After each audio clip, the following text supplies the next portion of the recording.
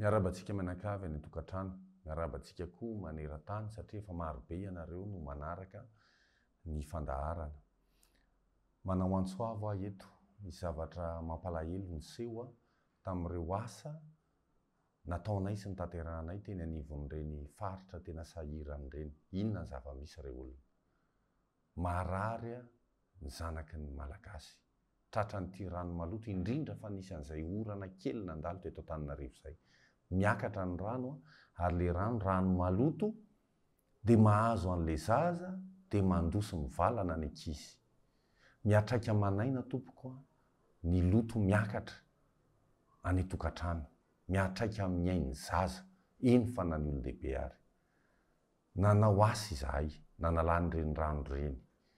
Ankehitriny nanomboka maly dia tojolan izahay satria nahazo sakatsakana teo anivon'ireo mpitantana sasatsasany. Eto dia manao antsoavo. Aza afangaro politika ireo olona ny ain'olona.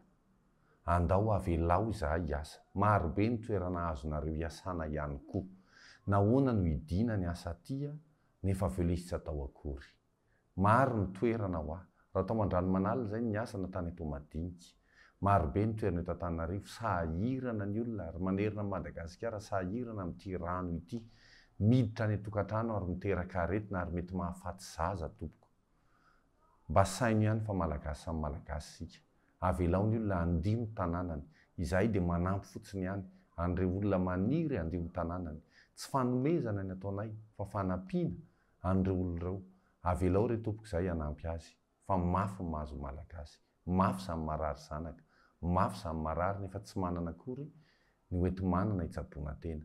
Avelao adino tanànantsika fa atsika mianakavy any fahadiovana. Ny asa ho marobe, mandraisa ianareo. Marobe ny toerana tototry ny rano amin'izao avy orana izao ary tsy ho ela dia ho avy indray ny fahavaratra. Mahalala tsara tsika fatsifatsy dia efa mety hisahady ny fotoana hahatongavan'ny siklôna ny rivo-doza.